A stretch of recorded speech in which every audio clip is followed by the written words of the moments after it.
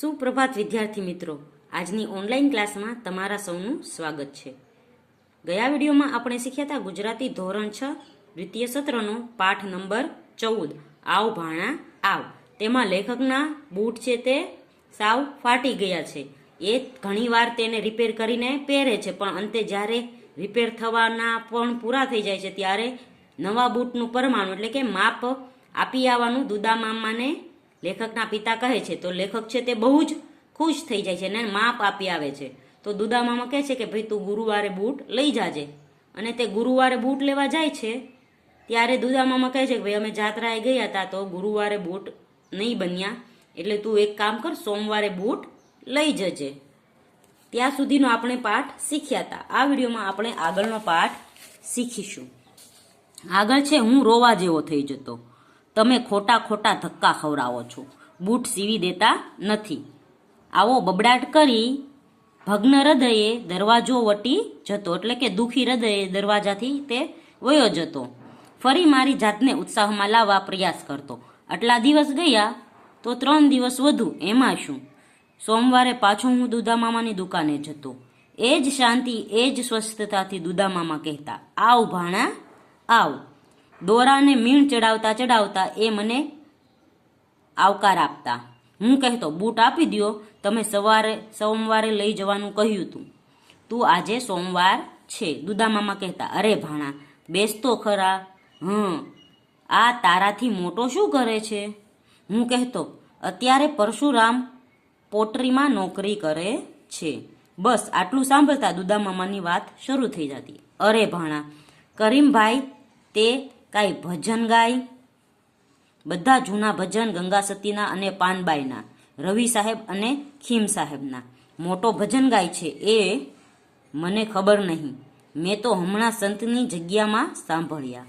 હું અધીરો થઈ દુદા મામાને વચ્ચે અટકાવી કહેતો, અરે પણ મારા બૂટ આપી દ્યો ને। હવે ભાણા તારુંય રીયું ને મારુંય રીયું, એમ કર શુક્રવાર પાકો, જા હવે વેણ ફરે તો કહેજે બસ। આમ મને ફરી વાયદો આપવામાં આવતો, હું આક્રોશ ઠાલવતો, જોજો શુક્રવારે હું બૂટ લીધા વગર જવાનો નથી, ન સિવાવા હોય તો ના પાડી દો, પણ ધક્કા ખવડાવી તોડી નાખોમાં। દુદા મામા કહેતા, તું નારાજ થામા ભાણા, હવે શુક્રવારનો શનિવાર ન થાય બસ। આમ બધું પાકે પાયે કરી હું દરવાજા સુધી પહોંચતો ત્યાં એ ભાણા એમ હાક મારી દુદા મામા મને પાછો બોલાવતા। ગંભીર થઈ મને કહેતા, જો ભાણા ઉઘાડા પગે આવજે અને બૂટ પહેરીને જજે। આટલી સૂચના મળતા હું લહેરમાં આવી જતો કે ઉમંગમાં ને ઉમંગમાં કુંવરજી વાઘજીની દુકાન વટી ગયા પછી મને યાદ આવતું કે 6 મહિનાથી હું ઉઘાડે પગે તો છું જ, એટલે લેખકને છે તે 6 મહિના થઈ જાય છે પણ નવા બૂટ એને મળતા નથી। દુદા મામા છે તે તેને તારીખ ઉપર તારીખ આપ્યા જ રાખે છે। શુક્રવારે દુદા મામા હવે શું બહાનું કાઢે છે તેના પ્રથમ વિચાર કરીને માનસિક રીતે તૈયાર થઈને હું એમની દુકાને પહોંચતો। એ કાંઈ કહે એ પહેલાં હું કહી દેતો, લાવો બૂટ। દુદા મામા કહેતા, ભાણા કાળા કરવા છે કે લાલ? હું ક્રોધમાં ધ્રુજવા માંડતો, અરે તમને 10 વાર કીધું છે કે લાલ કરવાના છે, પહેલે દિવસે જ નક્કી થયું, અત્યારે પૂછો છો લાલ કરવા છે કે કાળા?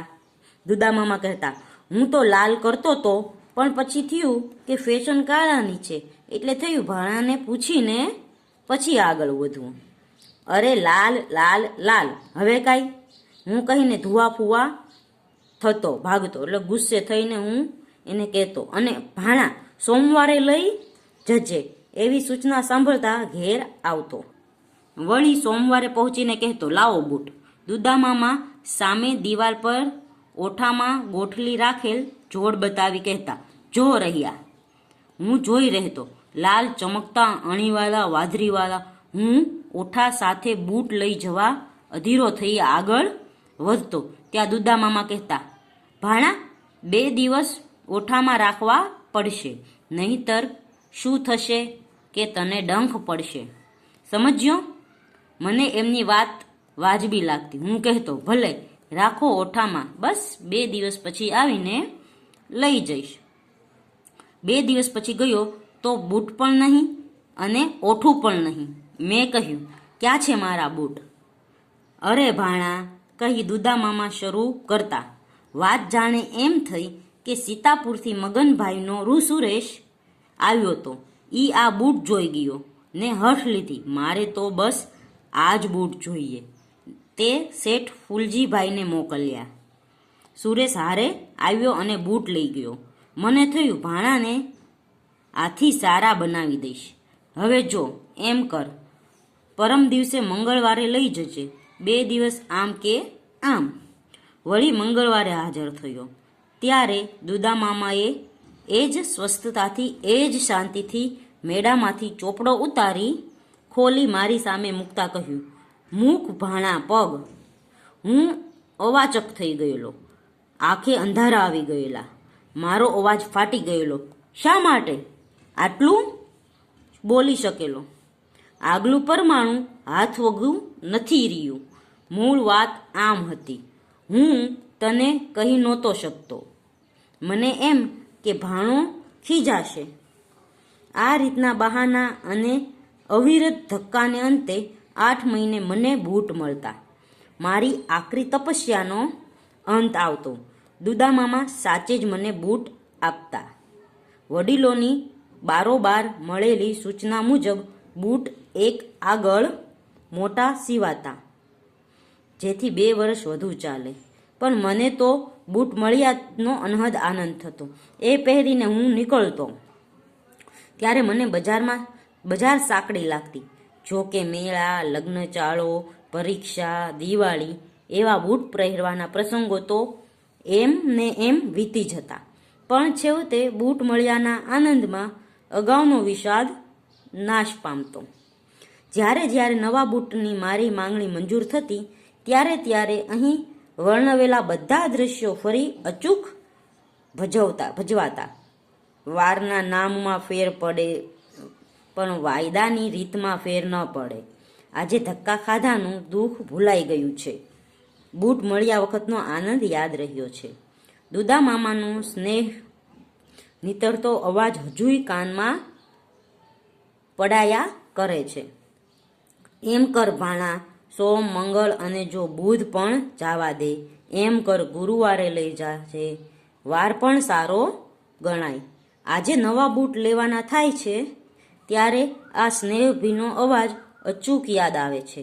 સાચું કહું છું, આજે મોંઘા બૂટ પહેરતાય એટલો આનંદ નથી થતો જેટલો આનંદ દુદામામાએ અનેક વાયદા પછી સીવી આપેલા બૂટ પહેરીને થતો. ને આ છે તે પાઠ લેવામાં આવ્યું છે સજ્જન મિત્રોના સંગાથે પુસ્તક સંગ્રહમાંથી. તો બાળકો, અહીં અંતે છે તે લેખકને બૂટ મળી જાય છે, પણ ક્યારે છે? 8 મહિના પછી. 8 મહિના પહેલા જ્યારે એને બૂટનું માપ આપેલું હોય તો તે વારંવાર દુદામામા તેને આવ ભાણા આવ, આવ ભાણા આવ કરીને તેને વારંવાર તારીખો આપતા રહે છે કે ભાઈ સોમવારે આવજે, ગુરુવારે આવજે, શુક્રવારે આવજે. પણ તેના બૂટ સીવાતા નથી. અંતે 8 મહિને બૂટ સીવાય છે ત્યારે તે ખૂબ જ આનંદ થાય છે. અને તે આટલા મોટા થયા ત્યારે હવે બૂટ આપણને જ્યાં 1 જ કલાકમાં મળી જાય છે તો એટલો આનંદ આપણને નથી થતો જેટલો આનંદ તેને 8 મહિનામાં થતો. તો 8 મહિના બૂટની રાહ જોયા પછી એને જે બૂટ મળ્યા અને એને આનંદ થયો એટલો આનંદ એને અત્યારે થતો નથી. એટલે આમાં છે તે આપણા વ્યક્તિગત છે સંબંધોની વાત કરવામાં આવેલી છે કે આપણે ત્યારના સમયમાં લોકો એકબીજા હારે સંબંધો તરત બાંધી લેતા અને સંબંધોમાં છે વહેલું મોડું થાય, ગમે તે ખોટું બોલી શકે પણ એને ખોટું લાગતું ન હતું. તો જેમ આ દુદામામાને લેખક છે આવ ભાણા આવ કહીને સંબોધતા, એવી રીતે પહેલા બધા સંબોધતા આપણને, પણ અત્યારે છે થોડા આવા સંબંધો છે તે સમાજમાંથી છૂટા પડતા જાય છે. આપણે હવે ઓનલાઈન શોપિંગ કરવાનું શરૂ કરી દીધું છે. એટલે આપણે જો બૂટ જોતા હોય તો તરત ઓનલાઈન આપણે ઓનલાઈન સાઇટ છે જે એમાંથી બૂટ મંગાવી લઈએ છીએ, ગમે તે વસ્તુ મંગાવી લઈએ છીએ. તો આવા બધા જે આપણા જે સ્નેહભીના યાદો છે તે બધી જતી રહી છે. તો બાળકો, અહીં છે તે પાઠ પૂર્ણ થાય છે. આવતા વિડીયોમાં આપણે આ પાઠનો અભ્યાસ શીખીશું. ત્યાં સુધી ગુડ બાય, ટેક કેર.